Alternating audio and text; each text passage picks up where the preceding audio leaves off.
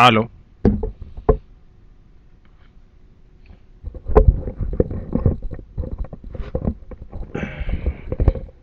aló, aló. Me parece que quedó bien ubicado el micrófono, pero de pésimo modo la cámara. Ahí parece. Ahí estamos. Ahí estamos con cámara y con micrófono.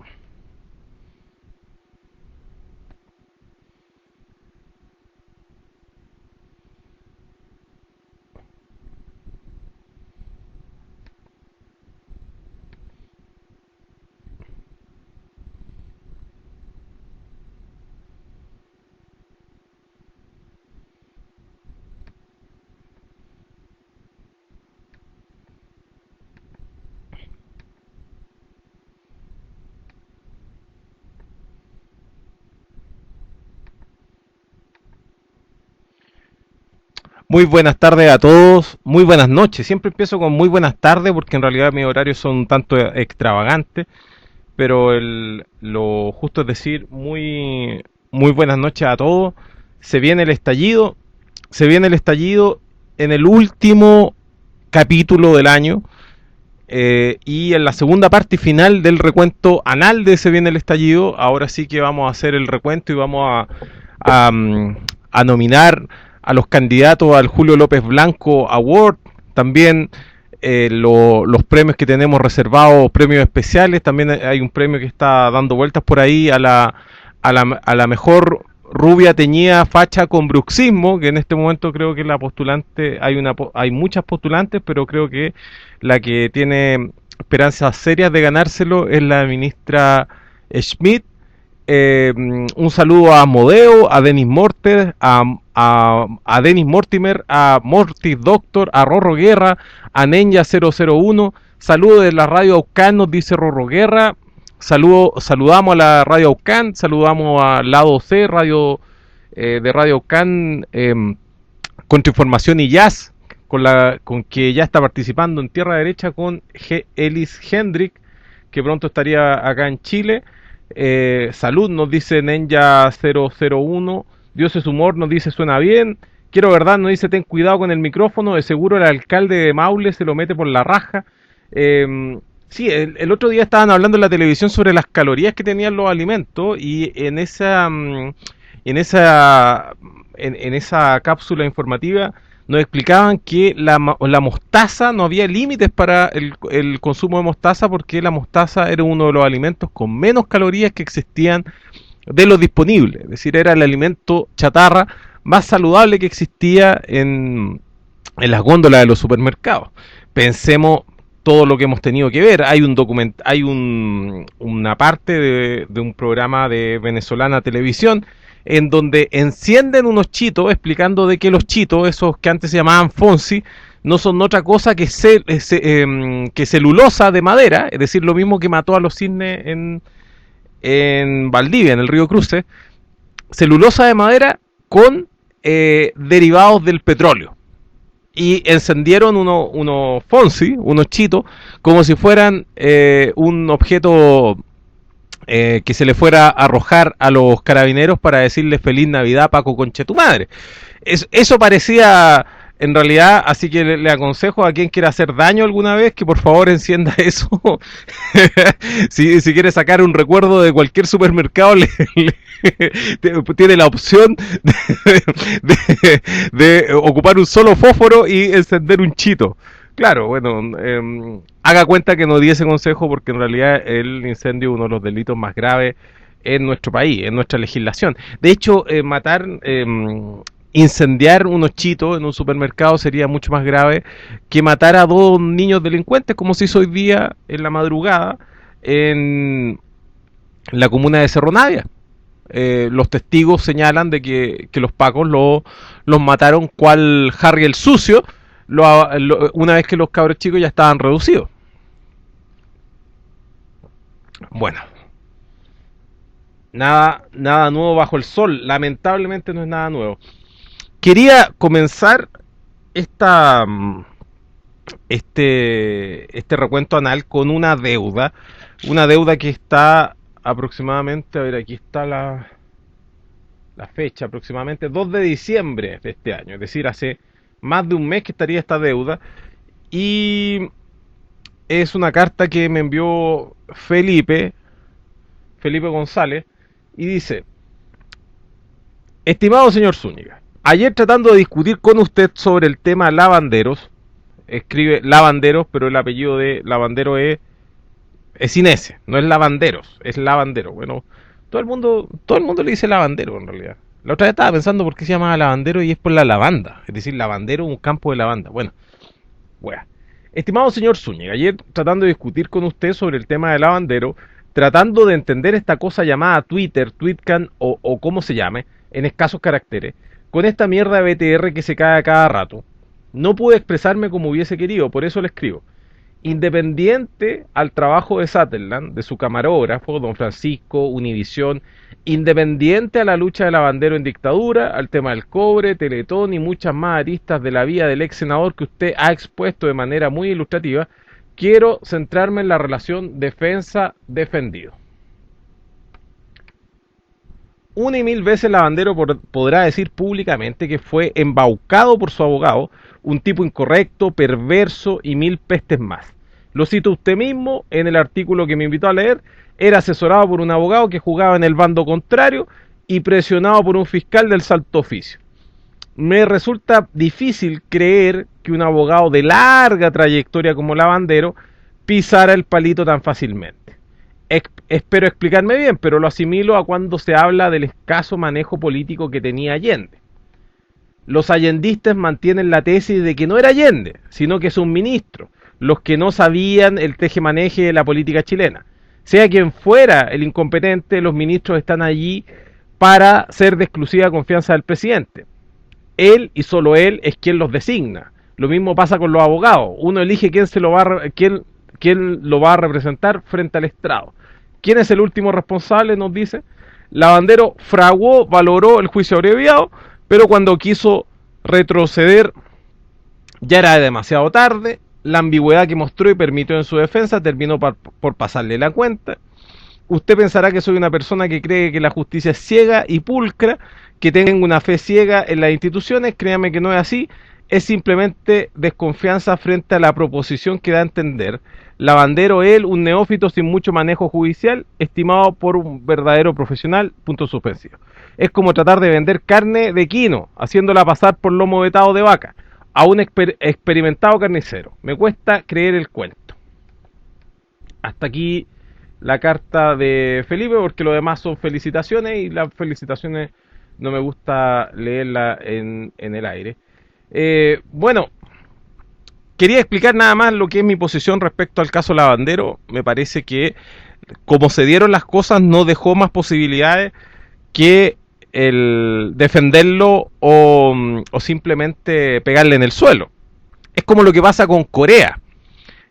No vamos a entrar en esta lógica de que la fiesta de los abrazos que organiza el Partido Comunista después del 1 de enero, que en la fiesta de los abrazos van a poner música tecno norcoreana para ambientar. Bueno. Es decir, ¿qué es lo que pasa con el caso de Libia, con el caso de Corea del Norte? Con el caso de Libia quizás es más prístino, con el caso de Corea del Norte es posible mantener cierta independencia sin que eso sea ambivalente, pero en el caso de Libia, todo lo que podíamos decir en contra de Gaddafi lamentablemente quedó dinamitado por la propia acción artera de Estados Unidos. Me sorprendió hoy día el periodista más facho que tienen en televisión en materia internacional.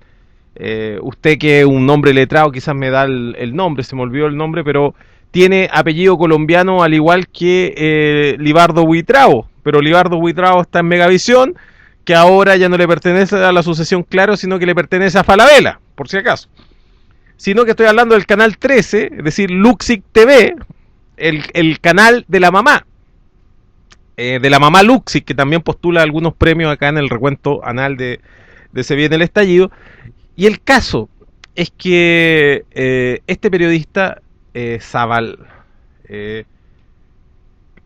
es como lo que se dice ahora en contra de Bashar al-Assad, nos dice Elías Llena. ¿cómo se llama este periodista? El que hace el comentario internacional. Bueno, un comentarista muy facho. Lo que quería relevar es que ese periodista hoy día dijo lo siguiente respecto al atentado de las Torres Gemelas. Dijo, un atentado del cual aún surgen una serie de interrogantes. ¿Cuándo habíamos escuchado eso en televisión? Y más encima en el canal que estamos hablando, y estamos hablando de un periodista reconocidamente facho, un periodista que para él habla del régimen chavista, de prácticamente la dictadura que habría en Venezuela, la dictadura que habría en Cuba, y todo ese discurso que lo podríamos calificar con el rótulo de gusano de Miami. No, Carlos Zárate, muchas gracias Elías Yenam, nos anota oportunamente que el nombre es Carlos Zárate. Que Carlos Zárate diga que existen dudas sobre el atentado del 11 de septiembre de 2001, la caída de las Torres Gemelas, es, Carlos Zárate nos dice también Dennis Mortimer, es indicativo de cuánto cambió este año. Es decir, es lo más importante a consignar, si vamos a hacer un recuento de lo que ha sido este año. Lo más importante que habría que consignar no es que haya cambiado el dueño de Canal 13, sino que Carlos Zárate, porque más que independiente del dueño que tenga el Canal 13, Carlos Zárate es un periodista momio, es un periodista de la escuela de la CIA, es un periodista canalla a nivel internacional, es un weón, estamos hablando en televisión, que en los últimos 10 años el tipo más progre que hemos tenido en los análisis internacionales ha sido Raúl Sor. Ese es el contraste. Si Raúl Sor sería en este caso nuestro propio Walter Martínez en comparación, y el buen más momio hasta el momento, es decir, el sucesor de José María Navasal, es Carlos Zárate. Y que Carlos Zárate se atreva a decir de que existan dudas sobre el atentado a las Torres Gemelas. Eso es indicativo de cuánto ha cambiado este año. Entonces este año, a propósito de lo que ha hecho Estados Unidos, tanto en instigar gran parte de aquello que luego conocemos como primavera árabe, que lo conocemos a través del propio discurso CNN, el hecho de hablar de la primavera árabe. Pero existe algo más importante que ese rótulo, que Estados Unidos intentó justamente pararse sobre este rótulo de la primavera árabe para empezar a sacar a dedo a los gobernantes que le incomodaban, y es así como en una de las políticas más artera y burda, aún peor ejecutada, aún peor guionada que la que lo llevó a Irak y a Afganistán por segunda vez, a Irak por tercera vez, es lo que ocurre con Libia. Entonces, una vez que dejan el desmadre en Libia, una vez que asesinan en vivo y en directo a Gaddafi, que lo encuentran en un subterráneo de una carretera construida por el propio Gaddafi, y que lo sacan de ese subterráneo y lo matan, después de eso ya no está la posibilidad de estar hablando de lo que todos sabemos a sotoboche de Muammar Gaddafi, que en este momento difunto, ejecutado por una política de la CIA artera, una política de la CIA y de la OTAN, una política que viene de un hambre por parte del primer mundo de empezar a cogotear a los que están alrededor de ellos. Pasó lo de Libia y vimos cómo se desmoronó Europa y Estados Unidos, algo que ya se sabía en términos económico, si es que hacíamos análisis más profundos que los que usted encuentra en televisión o lo que usted encuentra en la prensa canalla escrita. Todos sabíamos que Estados Unidos venía a cuesta en la rodada, pero no sabíamos que Europa también estaba en condiciones tan deplorables en términos estructurales, y lo que vimos es que después que hacen pedazo Libia, tenemos el papel de estos miserables, porque desde la mentalidad, piensen ustedes, desde la mentalidad que ellos mismos han colonizado en nosotros, nosotros vemos con cierto, evaluamos de manera diferente, cuando es el rico y el poderoso quien asalta al pobre y desvalido, que en el caso cuando el pobre o desvalido dice ser poderoso y está asaltando a los del resto, porque ahí ya lo que vemos es una especie de cogoteo, y eso es lo que pasa con Estados Unidos y en Europa. Se les cayó la careta con lo que hicieron en Libia porque quedó demasiado claro de que fue una operación destinada a robar simplemente. No estamos hablando, aquí no hay ningún plan político, geopolítico, aquí no hay ningún discurso que hayan logrado posicionar los gringos, salvo el que fueron, cogotearon porque necesitaban las cosas que habían en Libia, y, y pasan unos meses y se derrumba la economía europea y estadounidense, que es lo que estamos viendo ahora. Entonces, no tenemos la posibilidad de hacer ese juicio prístino, ese juicio como del que, como dicen, es virgen en política, ese discurso del que nunca ha llegado al altar en política, porque en política hace este discurso prístino, este discurso purista desde la teoría. Ya no hay posibilidad de hacer ese juicio prístino respecto de Libia, porque habría una acción superior que lo supera, lo atrapa, lo condiciona. Y eso es lo que pasa con el caso Lavandero.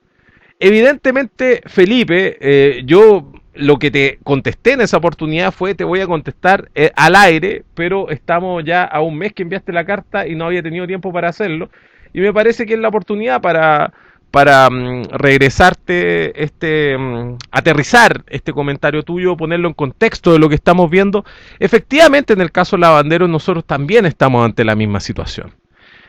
Aquello que hoy día estamos viendo, la caída del sistema, del nuevo sistema judicial, un sistema judicial que se construyó por Soledad Alvear, por José Antonio Gómez, pero que no se hizo porque ellos fueran los artífices, no porque ellos hayan cambiado un discurso, hayan cambiado una cultura judicial, no, se pararon frente a la misma justicia que conoció Vicente Huidobro y decía que ponían en la balanza el queso y la justicia y fallaban a favor del queso. Es la misma justicia. No ha cambiado nada. No ha cambiado nada. Los mismos jueces, lo que hicieron Soledad Alvear y José Antonio Gómez, fue dotar a estos jueces de tribunales en donde pudieran ingresar medios de comunicación, en donde pudiera filmarse. Y sepa usted que escuche bien, el primer y único y último caso que se televisó en directo fue el caso Lavandero. ¿Y cuánto había pasado desde el inicio de esta reforma procesal penal, que era lo más importante que había sucedido en Chile, en el derecho chileno en los últimos 100 años? 100 años, incluso podríamos decir que es lo más importante que había ocurrido en Chile desde la dictación del Código Civil. ¿Por qué ocurrió eso? El caso Lavandero ocurre 3 o 4 meses de puesta en marcha por primera vez la reforma procesal penal. Esto fue en Temuco. Entonces, cuando nos habla acá Felipe, si lo viéramos desde ahora, diríamos, claro, hoy día uno podría saber quiénes son los abogados que existen para contratar para un caso como ese. Pero en ese momento Lavandero tenía solamente un abogado que podía designar, porque el resto de los abogados jóvenes que se habían criado en la reforma procesal penal, en términos académicos, estaban todos trabajando para la Defensoría Penal Pública, para la Fiscalía, o bien eran jueces de garantía. Entonces no le quedó otra a Lavandero que contratar al Pige Balmaceda, que pasado el tiempo, hoy día, a 10 años después que comenzó la reforma procesal penal, podemos saber que un delincuente confeso, un delincuente continuo, ¿cómo se dice esto? Reincidente. Porque el Pige Balmaceda es el que hoy día es abogado del alcalde de Colina. El alcalde de Colina, que le pasaron una maleta con 150 millones de pesos para que el alcalde de Colina mirara hacia las nubes, mirara a sus hermosos cerros que están alrededor de Colina. Es tan fea esa comuna de mierda, disculpe para el que me está escuchando de Colina, que un sitio turístico, ir al frente de la cárcel donde está Colina 1 y Colina 2 y sentarse ahí y sacar unas cuantas fotos, porque por último es un sitio turístico. Pero fuera de eso, Colina no tiene mucho interés, mucho atractivo, y había un sitio en pleno centro de Colina que no servía para mucha cosa porque, como usted bien sabe, usted no puede colocar una botillería ni un restaurante con patente de alcoholes al frente de una comisaría y al lado de un colegio y no vamos a meter el tema en la iglesia porque ahí juegan otro tipo de cosas, pero sí, al menos legalmente por el tema de patentes de alcoholes no se puede colocar una botillería ni se puede colocar un lugar donde se venda alcohol. Sin embargo, en este paño, la Totus, que es una empresa que también depende de Falabella, instaló un supermercado que lo que más vende es copete, porque ¿qué es lo que vaya a hacer en un pueblo tan decadente como Colina salvo tomar? No queda mucha alternativa, y tienen una patente de alcohol desde las 8 de la mañana hasta las 11 de la noche. ¿Cómo ocurrió eso? Bueno, hay 150 millones de pesos que le pasaron al alcalde de Colina.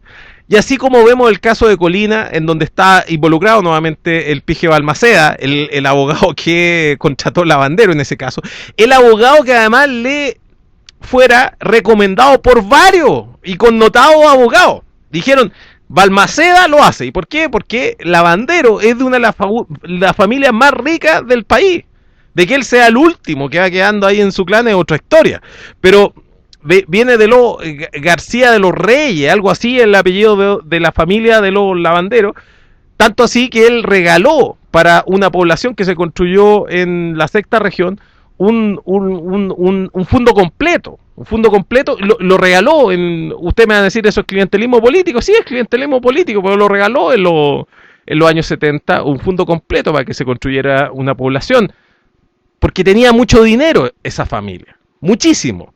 Entonces no iban a contratar tampoco a Perico Los Palotes, contrataron a Balmaceda porque se supone que era una familia respetable, aunque poco y nada tenga que ver la honorabilidad de este Balmaceda con el de 1891, que se disparó.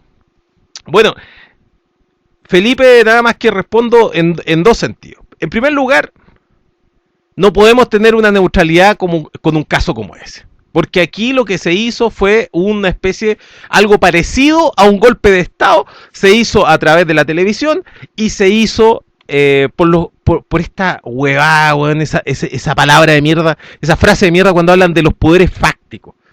Como si los poderes fueran siempre los legítimos, weón. ¿Qué más claro eso que hablan de los poderes fácticos?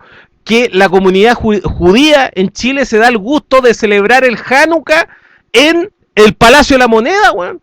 En el Palacio de la Moneda. Y por mientras están celebrando el Hanukkah, el ministro reconocidamente judío que tienen, que es Hinspeter, hueveando a Saba Chaguán, que es palestino, que es de familia palestina. Es decir, justamente en el Hanukkah, cuando ellos están celebrando la primera vez que hicieron mierda a los palestinos, lo celebran en la Moneda y además termina esto en una fiesta de karaoke y Hinspeter se caga de la risa, weón, de un ministro que es palestino. Eso, ¿cómo se llama? Eso se llama la arbitrariedad del poder. Y la arbitrariedad del poder existe cuando yo puedo. Es decir, lo que define al poder es poder hacer algo. Ya, invado Libia y dime qué me vaya a hacer. ¿Me vaya a hacer algo? ¿Vaya a embargar a Estados Unidos económicamente? ¿Le vaya a impedir la entrada a los puertos, como hoy día ocurre con los buques de las Malvinas?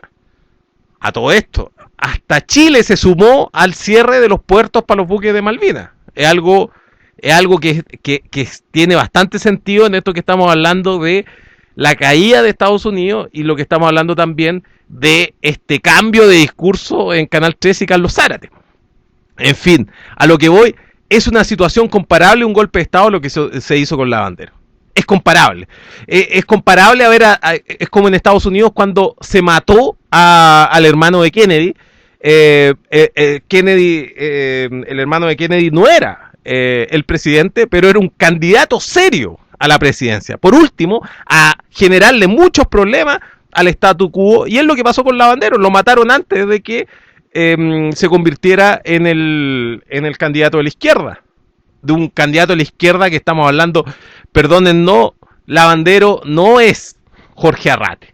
Mientras Lavandero se paseaba y lamentablemente por el país que vivimos, Lavandero incluso hacía el ridículo paseándose con un cartel que decía que no iban a dejar que Pinochet se sentara en el Senado, en el mismo minuto, en la misma hora, pero en distinto lugar, Jorge Arrate negociaba para que los gobiernos europeos creyeran en la palabra del gobierno de Chile de que se iba a juzgar acá a Pinochet. Estoy dando nada más que una pequeña comparación entre dos personas que serían incomparables.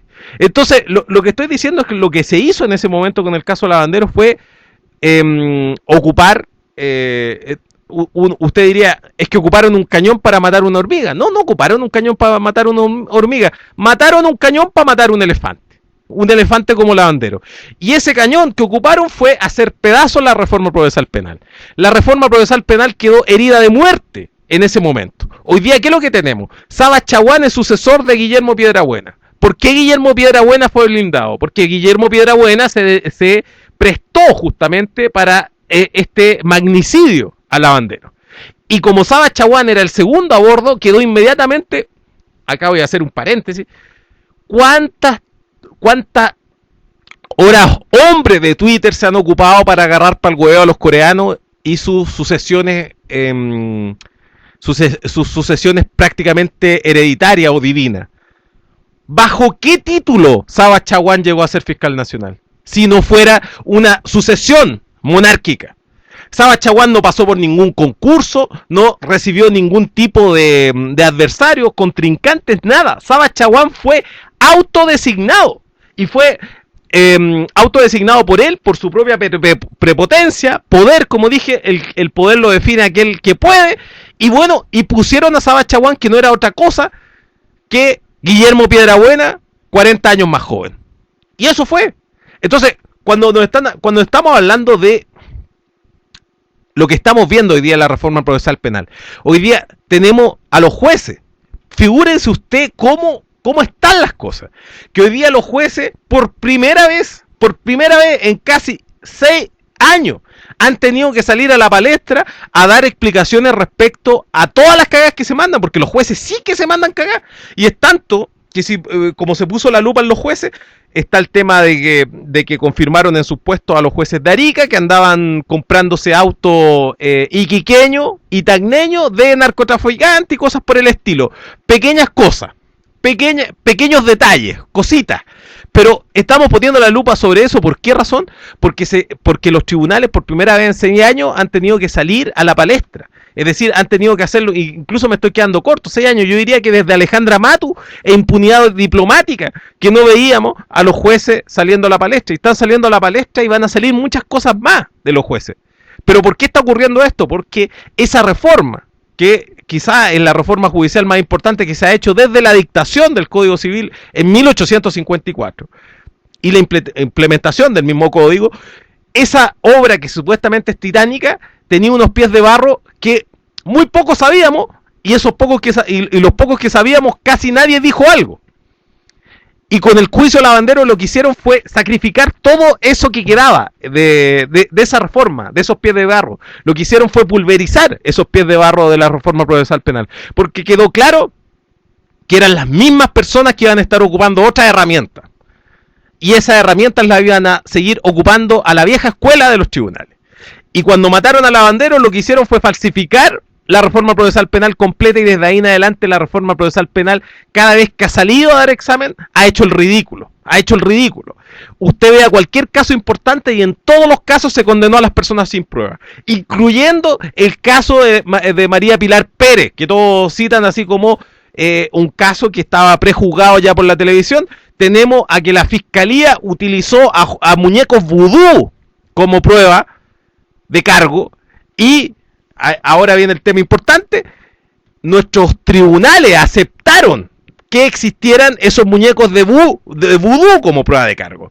La única vez en estos 10 años en que los jueces de la reforma procesal penal se han puesto los pantalones y les ha importado un carajo lo que dice la televisión, ha sido porque están jugando también cartas personales, porque la Fiscalía Nacional llegó a un punto y rompió el modus vivendi, rompió la omertad que existía, la lealtad que existe entre los mafiosos, de que yo no te toco y tú no me tocas. Como la Fiscalía Nacional a través de Jalandro tocó a los tribunales, los tocó, les pellizcó la oreja a los tribunales, es que los tribunales por primera vez en quizá 200 años de historia pseudo republicana, en 200 años de republiqueta, que está haciendo un caso decente o medianamente decente, que es lo que estamos viendo en el caso Bomba.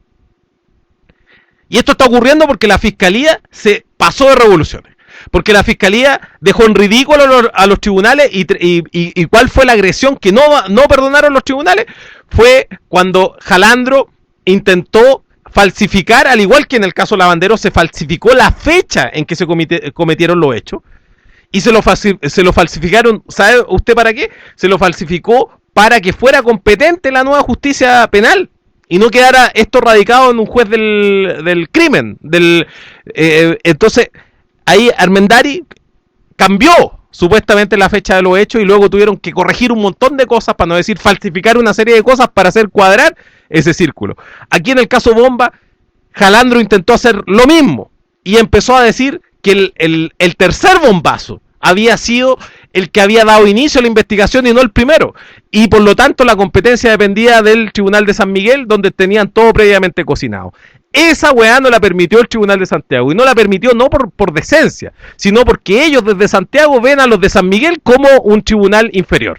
Eso fue. Y no lo aceptaron los jueces de garantía, ni tampoco lo aceptaron los jueces de apelación, de alzada, como diríamos. Eso es lo que hace que sea muy importante hablar de este tema. Estoy relacionando dos cosas que a lo mejor no tienen nada que ver, pero en primer lugar, como decía, no, lo que hicieron con Lavandero no nos da la salida fácil de la neutralidad, de la objetividad, en primer lugar. Y en segundo lugar, es preciso señalar de que fue el primer caso que llevó la reforma procesal penal. Un caso en el cual todos teníamos puestas nuestras ilusiones. Y no era cosa de ser ingenuo.